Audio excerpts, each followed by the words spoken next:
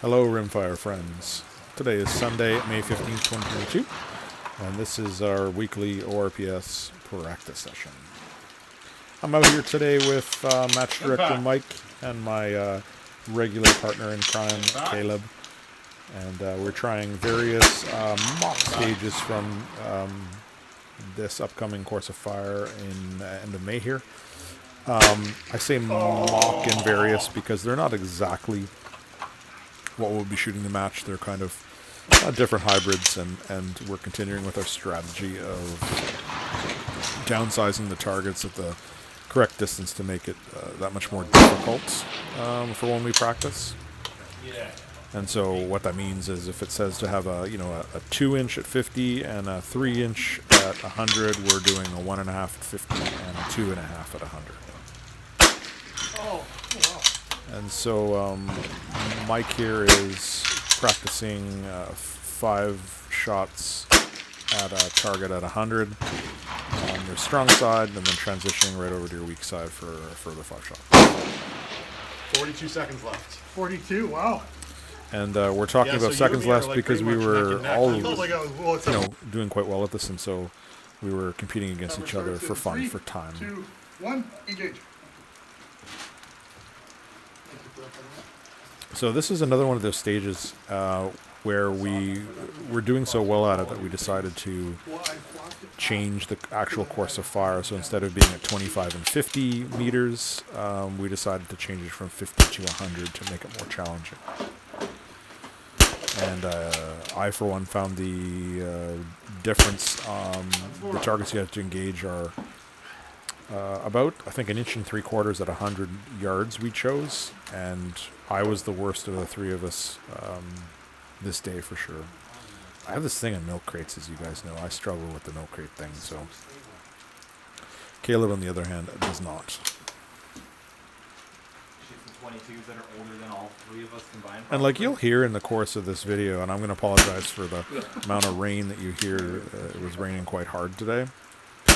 You'll hear throughout this video, it's one of the great things about these practice sessions is how much fun it is laughing, joking with each other, and at the same time pushing each other, whether it's by friendly ribbing or suggestions or to be better shooters.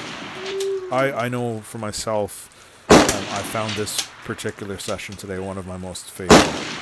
I absolutely had a blast today. 37 seconds left, too. You were cruising, dude. I know that target. So I always, my strategy for these things is, we run through them maybe half a dozen times, and I try different positions until I find one that I think works. And I'll also say that the fill that I changed in the bag was much better than last session. So it's about 50% the original fill and about 50% ground walnut media. And it makes a huge difference. The bag is much less puffy, if that makes sense. Do you guys adjust your parallax when you're going from 50 to 25, 50 to 25? Or no? No, not that far. Just How many was that? that's it, you're up. Normally the AK well rack, there was 4 targets on it, so yeah. but we don't have that rack here, so. You can kind of see there that the bag is 50, right? 50, yeah. Target at 50. much better at kind of conforming to the sides of the rifle.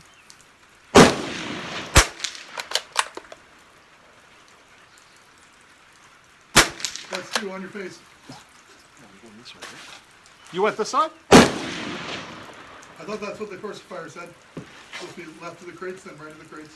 I thought. Sorry for the lack of being in frame there. I misjudged the angle of the camera. Reset it. So it was, in the beginning, it was 4 at 25, 2 at 50, and then 4 at 25. The target size is 1/4 of an inch at 25. Yeah! He's gay. And so it was so easy, I cleared it that we changed. Just wanted to remind you. we changed it to, instead of being 25 and 50, we went 50 and 100. And I did not clear that decision. Match ammo? Oh, is that right? It's only this stuff. I figured it out that that it's the wax loop. Part of yes. I just put fucking contact. So, and this is an interesting stage here because this is a prone stage, and we engage two targets, one at 50 and one at 100 yards, one shot each alternating. So one shot at 50, and then your next shot immediately 100, and then back to 50. So you're constantly forcing yourself to break position. And for those of you who have done this position before, this is unsupported, no bipod, no bag, just supported with the aid of a sling. You can appreciate how difficult this is. Much more difficult than I would say if you were keeping at 50, for instance, shot after shot. But transitioning from 50 to 100, even a slight break in position, is a very difficult thing to do because you have to alter the tension on your sling. And so I'm going to add that my partner here, Caleb, this is like the third, let's say, time he's actually used this sling. He's never used a sling before, so you really take advantage of them in ORPS. So he's working for the hits that he's getting now. And let me tell you, he kept trying, and finally he got a best out of 9 out of 10, which is just phenomenal.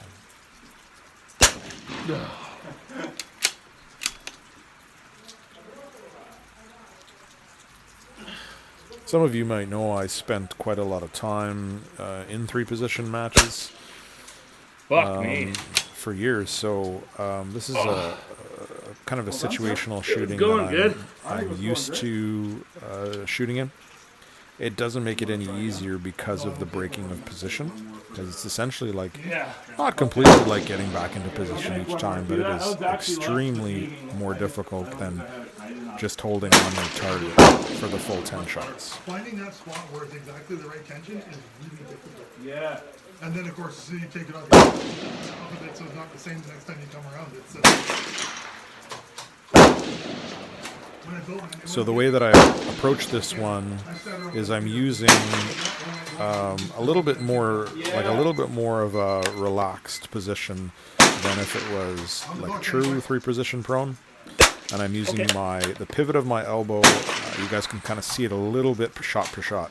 Pivot of my elbow and my wrist as a tensioning device on the sling. So you can see me get, there we go, and I'll tighten up the tension by moving my wrist position just a little bit. There's another one. And what I'm essentially doing is I'm leaning my upper torso into the sling to pull it super tight.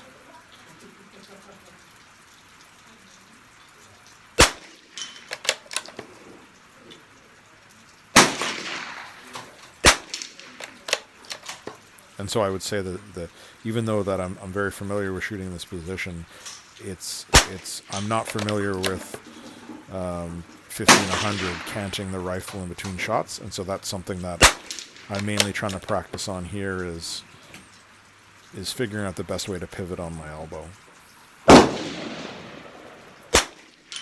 oh, that's it.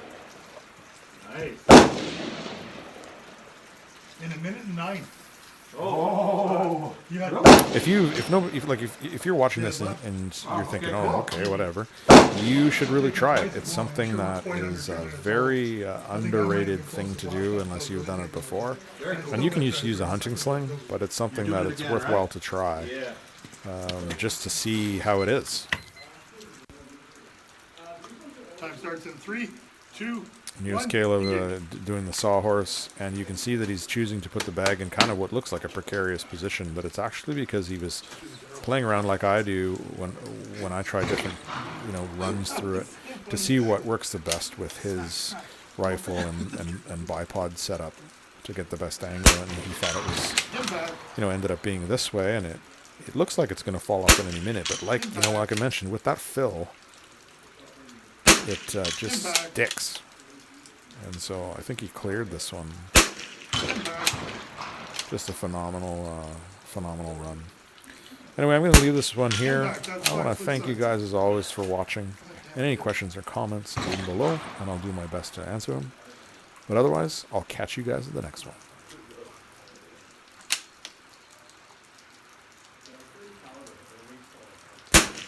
Impact. Impact. Impact. Impact. One more. Ah.